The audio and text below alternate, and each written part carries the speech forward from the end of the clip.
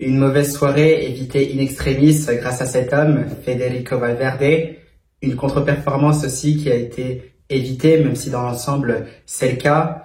Toujours des polémiques, des petites rumeurs, mais le principal finalement, ce sera de se projeter bien sûr sur cette finale de la Copa del Rey face au FC Barcelona. Mais avant ça, il y a un match ce mercredi soir à 21h30. C'est toujours la Liga et ce sera un derby madrileño puisque le Real Madrid sera sur la pelouse du Coliseum à Alfonso Pérez face à Retafe.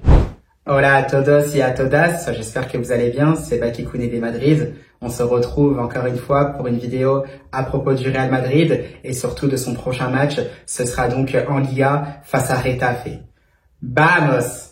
Eh bien, Los Chavales, ça y est, on y approche petit à petit. Ce match face à Retafe, ce derby de Madrid arrive tout doucement mais sûrement. Ce sera donc ce mercredi à 21h30. C'est un Real Madrid qui est toujours évidemment dans cette pelea, donc cette course à la Liga, derrière évidemment le Barça, puisque le Barça s'est aussi imposé ce week-end. Ils se sont imposés dans les dernières secondes grâce à un penalty de Rafinha, ce qui permet donc aux Barcelonais de toujours conserver ces fameux 4 points d'avance, et surtout avec ce goal à virage particulier pour les raisons que vous savez. Donc c'est un Real Madrid qui est un peu sous pression, puisque la moindre erreur tout simplement n'est pas permise, et justement il faudra aller jouer du côté du Coliseum Alfonso Pérez face à Retafe, et ça d'ailleurs c'est un match d'avance que je n'aime pas beaucoup parce que Retafe, c'est une équipe très difficile à jouer. Alors déjà, quand Retafe joue à l'extérieur, c'est vrai que c'est déjà très difficile, mais chez eux, c'est vrai que ça l'est encore plus, surtout avec leur entraîneur Bordalas, voilà, qui est un meneur d'hommes, qui a une façon aussi de gérer son équipe, une façon aussi d'avoir certaines tactiques. Des fois, c'est vraiment la limite de l'anti-jeu, et c'est vrai que sur ça, je suis un peu méfiant pour ce Real Madrid-là. Mais sinon, avant ce match-là, c'est un Real Madrid qui va très très bien. Donc une victoire dans les dernières minutes face justement à l'Athletic Bilbao grâce à un superbe but, un bombasso signé Fede Valverde. Encore une fois, je vais pas y revenir dessus parce que c'était dans ma vidéo précédente. Je vous invite aussi à la regarder si ça vous intéresse. Donc sur ce match entre le Real Madrid et Bilbao. Donc voilà, c'est un Real Madrid avec cette victoire in extremis qui se sent plutôt très très bien. Même si c'est vrai, il y a eu des petites polémiques, à commencer par Vini Junior. Un Vini Junior qui a quand même été très bon. Alors c'est vrai que c'était pas son meilleur match. Il n'a pas tout à fait tout bien réussi, mais c'était très intéressant dans le contenu. Et ce qu'on a retenu tout simplement, c'était que lorsqu'il avait marqué son but qui aura été annulé par la suite, donc par le VAR, c'est un Vinicius Junior qui ne célébrait pas justement ses buts comme à son habitude. Et c'est vrai que on était un peu dans l'incompréhension, mais tout simplement c'est sujet à toutes les rumeurs, toutes les informations qui ont circulé sur le Brésilien, comme quoi déjà d'une part il faisait partie justement des joueurs du Real Madrid qu'on aimerait tout simplement le plus voir partir. Donc ça faisait partie aussi en même temps avec les Lucas Vazquez, je crois qu'il y avait Luka Modric aussi, Ferland Mendy. Donc ça, comme j'ai dit dans ma vidéo précédente, c'est vrai que c'était quelque chose que je ne comprenais pas. Je soulignais un peu toute cette ingratitude envers Vinicius et ça, c'est vraiment dommage. Et en plus de ça, on a aussi eu des sifflets envers Kylian Mbappé. Donc Kylian Mbappé qui était affiché donc dans le grand écran du Bernabéu, et à ce moment-là justement il y a eu des sifflets à son encontre. Alors pareil aussi, je trouve que ces sifflets-là sont assez durs parce que bien sûr Kylian Mbappé n'est pas le principal responsable justement de toute cette déroute du Real Madrid sur cette saison. C'est tout un collectif. Je pense qu'il y a plein d'ajustements qui n'ont pas été faits. On a parlé justement peut-être d'un manque au milieu de terrain. On a parlé aussi d'un manque certainement en défense. Et pareil aussi, il y avait un manque au niveau de l'animation offensif. C'est tout ça, c'est tout ce contenu-là qui fait tout simplement que le Real Madrid n'a pas été bon. Je pense qu'il ne faut pas remettre la faute sur Kylian Mbappé, il ne faut pas la remettre uniquement sur Vinicius Junior, il ne faut pas la remettre uniquement sur Jude Bellingham par exemple, il ne faut pas non plus la remettre que sur Carlo Ancelotti. Non, c'est vraiment tout un ensemble, et justement c'est tout cet ensemble-là qui a fait que le Real Madrid finalement ne s'en sort pas et n'est que l'ombre de lui-même sur cette saison-là. Donc voilà, tout ça c'est un peu dommage, encore des polémiques qui ne sont pas forcément nécessaires, mais toujours est-il que ce groupe du Real Madrid a l'air d'aller bien, même si je pense qu'ils étaient un peu touchés psychologiquement. Physiquement, quand même, ça a l'air d'aller, même si on a vu Jude Bellingham finir un peu sur les rotules à la fin de ce match face à Bilbao. À voir d'ailleurs comment il sera géré pour ce match face à Retafe. D'ailleurs, ce match face à Retafe, on va y venir dans quelques instants. Mais voilà, pour l'instant, ça se passe plutôt bien au niveau du Real Madrid. J'ai pas eu d'écho non plus au niveau des retours. Peut-être un retour de Ferland Mendy, visiblement, ça a pas l'air d'être pour tout de suite. Donc, à voir. Sinon, en contrepartie, quand on parle aussi d'entraîneurs, c'est vrai qu'on a Carlo Ancelotti qui est toujours en place. C'est vrai qu'il y a des rumeurs justement comme quoi le coach italien pourrait tout simplement quitter le Real Madrid à la fin de la saison. J'avais fait d'ailleurs une vidéo sur sa conférence de presse avant le match face à Bilbao. Et c'est vrai qu'au niveau de la gestuelle, au niveau justement des réponses qui sont données, c'est vrai qu'on sent un Ancelotti qui est un peu sur le départ, qui pourrait potentiellement partir à la fin de la saison. Donc sur ça, c'est à voir. On sait bien sûr qu'il y a certainement des favoris pour ce poste d'entraîneur. C'est vrai que Jürgen Klopp et Xabi Alonso étaient des noms qui revenaient principalement donc pour prendre ce poste d'entraîneur du Real Madrid à partir de la saison prochaine. Et justement, on avait eu un article qui vient de sortir, donc il y a quelques minutes au moment où je tourne cette vidéo, donc en ce lundi. Donc, justement, on parlait de Xabi Alonso et du Bayer Leverkusen. On parle d'un pacto de caballeros, donc ce qu'on traduit un peu par un gentleman's agreement. Donc, littéralement, en français, on peut dire que c'est un accord entre gentilshommes, où justement, on a un accord informel entre deux parties ou plusieurs parties. Et tout simplement, ça peut être à l'écrit, ça peut être à l'oral, par exemple. Donc, c'est ce qu'il y aurait tout simplement entre Xabi Alonso et le Bayer Leverkusen. Donc, peut-être que ça pourrait concerner justement un départ du tacticien du Bayer Leverkusen, peut-être à la fin de la saison, tout en sachant qu'on sait déjà qu'il y a de bonnes relations entre le Real Madrid et le Bayer Leverkusen. Donc, tout ça, c'est à voir. D'ailleurs, vous pourrez me dire aussi en commentaire ce que vous pensez de tout ça pour la situation de Xabi Alonso, pareil pour celle de Jürgen Klopp, qui vous voyez le plus entraîner le Real Madrid entre les deux. Si vous avez aussi une autre idée pour un potentiel autre entraîneur qui pourrait venir au Real Madrid, pourquoi pas, moi je suis à l'écoute de toutes vos idées. Donc voilà, au niveau de ce qui se passe pour le Real Madrid. Donc maintenant, on se projette bien sûr sur ce match face à Getafe. On le sait, Getafe, c'est une équipe très difficile à jouer, qui est à l'image de son entraîneur Bordalas. C'est une équipe qui se bat énormément, qui n'a pas forcément beaucoup, je trouve, de qualité footballistique. C'est vrai que c'est une équipe qui fonctionne comme un collectif. Ça se bat vraiment jusqu'à la dernière minute. Et je peux vous assurer que contre le Real Madrid, ils vont essayer de tout donner pour prendre les points nécessaires. Même si c'est vrai, c'est un Getafe qui est 12e du classement en Liga. Le maintien est quasiment assuré puisque je crois ils ont peut-être 8 ou 9 points d'avance ou peut-être 7 sur le premier relégable. Donc c'est un Getafe qui a quand même de la marge à quelques journées de la fin, mais il en reste quand même pas mal. Il y a quasiment tout le mois de mai à jouer derrière, donc c'est sûr que si Getafe arrive à s'imposer justement face au Real Madrid ce mercredi, et justement ce serait une option de plus pour les hommes de Bordalas, justement de se rapprocher considérablement du maintien. Et sur ça, justement, ils vont avoir des arguments, notamment pour faire un peu sortir les Madrilènes de leur match.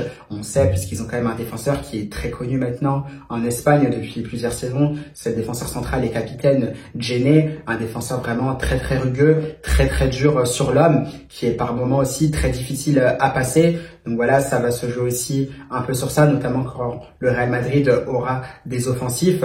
Mais sinon, c'est un Getafe quand même qui a des joueurs intéressants, notamment au milieu de terrain. Je crois que c'est avec le Paraguayen Alderete. Et sinon, on peut retrouver Arambari aussi, qui est vraiment très intéressant. Donc voilà, pour moi, c'est un peu les joueurs dont il faudra se méfier. Après, évidemment, on peut retrouver des joueurs comme Álvaro Rodríguez, donc qui est passé par le centre de formation du Real Madrid. Pareil pour Borja Mayoral. Donc tout ça, ce sont des joueurs sur lesquels il faudra prêter une grande attention. Sinon, c'est un Real Madrid qui part largement favori, mais le Real Madrid contre tous les adversaires cette saison est en difficulté. C'est vrai que contre Bilbao, j'étais quand même assez déçu de ce match-là, puisque c'est un Real Madrid qui avait quand même du mal à faire la différence. Et surtout, quand même, le plus frappant, c'est que Bilbao a quasiment mis des réservistes à chaque ligne dans ce match-là face au Real Madrid, et c'est un Real Madrid qui a peiné justement à faire cette différence, et on sent tout simplement qu'il y a quelque chose qui ne va pas. Alors certes, Vinicius Junior a essayé, il a tenté, franchement il a été très intéressant, mais je pense que lui-même ça va être le premier à le savoir. C'est vrai que tout ne se passe pas comme prévu, il ne réussit pas tout comme il le souhaiterait, et ça a été prouvé justement puisque c'est un Brésilien quand même qui était très frustré. Alors certes, effectivement, il y a ce contexte justement où il y avait beaucoup de critiques qui circulaient à son sujet, mais sinon aussi le fait justement de ne pas réussir exactement tout comme il le souhaitait, je pense que ça aussi ça pouvait le frustrer. Donc ça représente aussi cette cette image d'un Real Madrid qui a beaucoup de mal. Pareil au milieu de terrain aussi, je trouve qu'il n'y a pas forcément de changement, pas forcément de progression. Même, j'avais cette nette impression que c'était tout simplement pire, avec notamment ces trois milieux de terrain qui étaient alignés, donc un peu derrière Bellingham finalement. Donc on retrouvait Tchouaméni, Ceballos et bien évidemment Luka Modric. Donc je disais justement dans la vidéo de débrief de ce match entre Bilbao et le Real Madrid que ces trois-là, Ceballos, Tchouaméni et Modric justement jouaient sur la même ligne. Il n'y en avait aucun qui essayait de se projeter un peu, pas aux côtés de Jude Bellingham, mais du moins essayer de se projeter un minimum pour essayer d'apporter un décalage, pour avoir ce jeu de position justement pour perturber cette équipe de Bilbao, puisqu'on a vu justement cette équipe de Bilbao qui pouvait circuler tranquillement de droite à gauche, on pouvait tranquillement sortir sur le porteur de balle, et ça vraiment c'était assez gênant puisque c'est un Real Madrid qui jouait de façon trop basique, il n'y avait aucun changement de rythme, et ça c'est vrai que c'est problématique, et ça sur le cas de Ceballos, parce que Modric effectivement c'est un peu plus compliqué, et bien justement dans ce foot-là, on ne peut pas faire la différence que par la passe. Oui, on peut le faire effectivement par la passe, mais maintenant on retrouve les courses, les positionnements peut-être un peu plus haut, peut-être dans ces fameux half space, là où par moment je ne retrouvais pas forcément Ceballos qui était un peu collé à Tchouaméni ou qui essayait justement de ressortir le ballon en se positionnant un peu en tant que latéral gauche au départ. Ça m'a vraiment dérangé, et sur ça on sent que justement ce sont des équipes qui ne sont pas forcément en difficulté dans le jeu face au Real Madrid, et Getafe avec un bloc solide qui est vraiment solidaire, qui est bien en place tout simplement à l'image de Bordalas. C'est vrai que ça peut être compliqué à bouger et on peut ressortir de ce match avec un 0-0, et si même on fait preuve d'inattention, c'est tout simplement cette équipe de Getafe qui peut repartir même avec un petit 1-0. Ça, je ne vous le cache pas, c'est tout à fait possible. Donc par rapport à ça, je pense qu'on est prévenu. C'est un Real Madrid qui devra mettre de l'intensité s'il veut espérer encore gagner cette Liga, parce que là pour l'instant sur le match face à Bilbao, j'ai pas eu l'impression justement qu'on voulait gagner cette Liga. Les joueurs savent ce qu'ils ont à faire et il faudra vraiment se bouger pour apporter un résultat du Coliseum Alfonso Pérez. Donc sur ça, j'attendrai beaucoup des joueurs. Maintenant, c'est vrai qu'il y a des échéances qui se rapprochent aussi, des échéances considérables tout simplement, parce que il y a cette finale de la Copa del Rey du côté de l'Estadio de la Cartuja, donc face au FC Barcelone. D'ailleurs, on fera une vidéo après le match face à Getafe pour se projeter sur cette finale. Donc justement, comme ce sont des matchs qui s'enchaînent, qu'est-ce que va faire Carlo Ancelotti? Est-ce qu'on fait tourner ou est-ce qu'on met quand même quasiment l'équipe type? Moi, je mettrais, je pense, quasiment l'équipe type, parce que forcément, il n'y a plus forcément de temps à perdre. Le destin n'est pas entre nos mains. La moindre erreur peut nous coûter tout simplement très cher. Ça peut nous coûter le titre. Donc, je vois bien justement Carlo Ancelotti aligner l'équipe type, ou du moins une équipe très compétitive avec quelques changements peut-être à des postes clés. Peut-être qu'on pourrait voir justement Hendrik en attaque. Peut-être que Kylian Mbappé justement sera disponible pour ce match face à Getafe. À voir justement la situation. Est-ce qu'on le préservera ou non pour cette finale de la Copa del Rey? Pareil aussi en défense, à voir comment ça peut s'organiser, même si Ferland Mendy n'est pas là, mais je pense qu'on devrait voir Fran Garcia reprendre ce poste de latéral gauche, à voir aussi comment on s'organise au milieu de terrain. Est-ce qu'on remet Jude Bellingham ou pas? Parce que pour rappel, l'international des Three Lions était complètement carbo à la fin de ce match face à Bilbao, donc ce sont des petits points d'interrogation qu'on se pose, et justement à voir aussi si on titularise ou pas Brahim Diaz, parce que je trouve que par moment Brahim Diaz pas assez titularisé, on le laisse trop de côté, et justement on ne retrouve plus le Brahim Diaz qui était tellement confiant, qui arrivait tellement à faire des différences. Là, c'est vrai qu'en le laissant sur le côté, c'est un peu plus difficile, et justement avec ce manque de confiance, on ne le reconnaît plus. Donc à voir justement si on le mettra titulaire. Et sinon, j'espère voir Vinicius Junior, parce qu'il a tout simplement été très très bon. Il est essentiel justement dans cette animation du Real Madrid qui est tout simplement inexistante. Ça passe quasiment à chaque fois par Vini, c'est lui qui provoque, c'est lui qui fait quasiment les différences à chaque fois. Donc j'espère qu'on le verra.